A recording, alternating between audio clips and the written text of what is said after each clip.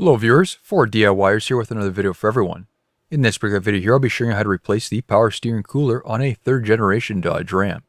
This is a 2006 4x4 1500 model equipped with the 5.7 liter Hemi, so processes and designs may vary depending on your engine. A similar procedure can possibly be applied to other Mopar vehicles as well. After redoing the cooling system on my truck, the radiator was replaced.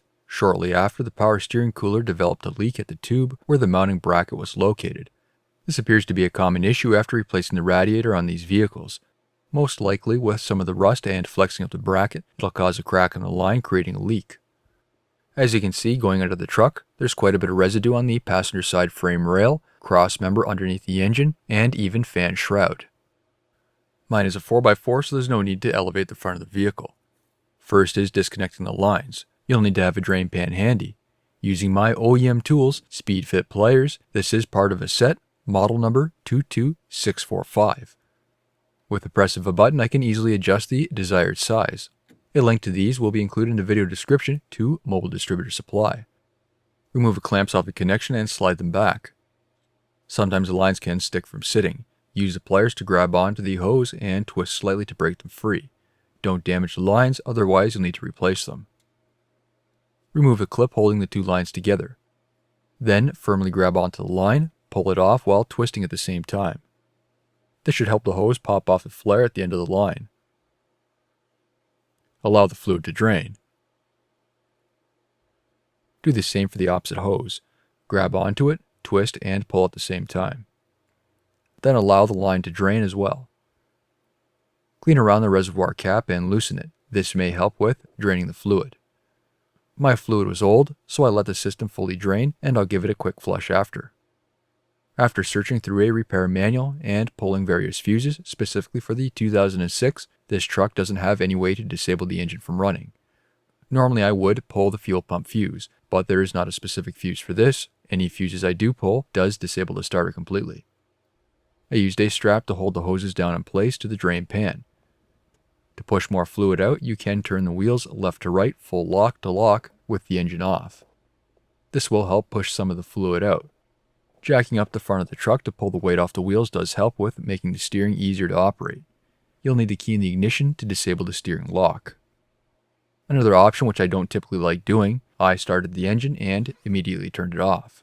This is just enough to push the fluid out, but not enough where it may risk damaging the power steering pump. In addition to the two other steps, I reconnected the lines to the old cooler. Add a new fluid to the system. This will recirculate through the system, diluting or pushing out any older fluid. My fluid does have a burnt smell, so I wanted to make sure most of it's out. After that, I started the engine and let it run for about 15 seconds. This will be enough to push the new oil through the system. Back underneath, again, same as before, remove both clamps. Then, having an oil pan handy, remove both lines to drain the oil, and as you can see this time around, the oil is a clean red color. I'll let the system fully drain again. The wheels can be turned left to right, full lock, if you want to push most of the fluid out. You can also start the engine very briefly, just like before, for a second time. To remove the cooler, it's held on with two 10mm bolts and nuts. For this, I used wrenches on both sides. A ratcheting wrench can make the job much easier. This can be done with the fan shroud in place. It does have a little bit of flex where you can slip the wrench in. Pull the bolt out, the one side will drop down. There will be fluid left inside, so again have the pan close by. Finish up with the final bolt above the frame. It's easiest to do this all under the truck. Finally, pull out the cooler. As mentioned earlier, the cooler was leaking at the one bracket, and as you can see there is a small amount of residue here. When the system is under pressure, it'll leak substantially more. You'll notice residue under the truck on the frame, cross member under the engine, sway bar, fan shroud, and plastic liner beyond dripping on the ground. Here's a new replacement. I was looking at aftermarket options, even called the local parts store beyond searching online. Oddly enough, the dealer was the cheapest route.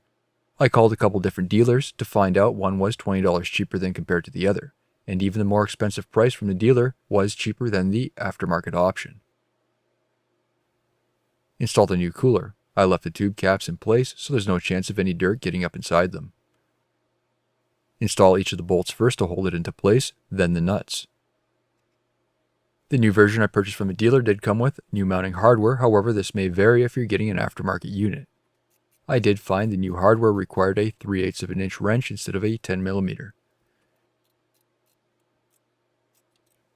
Remove the line caps and then connect the hoses to the cooler. This time around, make sure you're holding the lines so they don't flex excessively or bend. Make sure those hoses are fully pushed against the line stop too. Then reinstall the clamps using the speed fit pliers.